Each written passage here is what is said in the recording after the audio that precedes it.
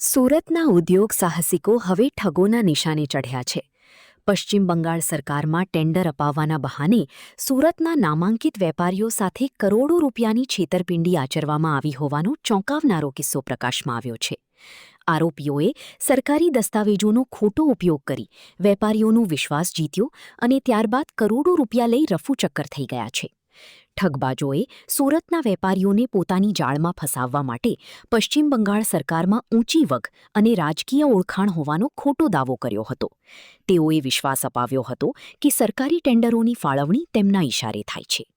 માત્ર વાતું જ નહીં, પણ વેપારીઓને ભરોસો બેસે તે માટે આરોપીઓએ પશ્ચિમ બંગાળ સરકારના નામના ખોટા લેટરપેડ, સિક્કાઓ અને નકલી દસ્તાવેજોનો ઉપયોગ કર્યો હતો. મોટા નફાની લાલચમાં આવી સુરતના ઉદ્યોગકારોએ કરોડો રૂપિયા ટોળકીને સોંપી દીધા હતા.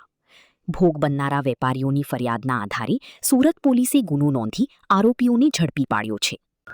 પ્રવીણભાઈ ધડુક જે ફરિયાદી છે અને સુરતના નિવાસી છે, તેમને સુરતના જ રહેવાસી કિશોરભાઈ વાઘેલા મારફત પરિચય થયેલો અને કિશોરભાઈ વાઘેલાને નોસિસ સિનિશિયલ કરીને જે છે વ્યક્તિ કે જે વેસ્ટ બેંગાલમાં પણ પોતે કનેક્ટેડ છે, તેની સાથે પરિચિત થતાં તેઓએ પ્રવીણભાઈને એવી વિશ્વાસ આપેલ કે વેસ્ટ બેંગાલની જે સ્કૂલો છે, સરકારી સ્કૂલો, તેમાં પણ બાળકોના જે શૂઝ, સ્કૂલ યુનિફોર્મ, બેગ વગેરેની પણ જરૂરિયાત રહેતી હોય છે, તો તમને અમે વર્ક ઓર્ડર અપાવીએ અને તમારે એ પેટે અમને કમિશન આપવાનું રહેશે.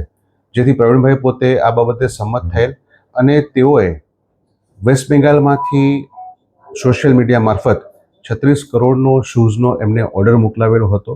આ ઓર્ડર બાબતે આરોપીઓએ ફરિયાદી પાસેથી એડવાન્સમાં કમિશન પણ લઈ લીધેલું હતું અને ઓર્ડર બાબતે જ્યારે ફરિયાદી પોતે વેસ્ટ બેંગાલમાં જઈ અને પોતે તપાસ કરી ત્યારે તેમને ત્યાં જાણવા મળેલ કે આ પ્રકારનો કોઈ પણ ઓર્ડર વેસ્ટ બેંગાલ સરકાર તરફથી આપવામાં આવ્યો નથી, પરંતુ તેમને આરોપીઓએ ખોટી રીતે ડોક્યુમેન્ટ બનાવી અને તેમને મોકલી આપેલ છે. અને આરોપી બાબતે સાથે જ્યારે આ લોકોએ તપાસ કરીને પૂછપરછ કરી તો તેઓ યેન કેન બહાના બતાવી અને તેમને સમય પસાર કરતા રહેતા. ત્યારબાદ ફરિયાદીશ્રીએ અમારી પાસે આવી અને આ બાબતે ફરિયાદ નોંધાવેલ. જે ફરિયાદ નોંધ્યા બાદ આરોપી કિશોર વાઘેલા અને નિશિસ નોશિયલને ધરપકડ કરવામાં આવેલી છે.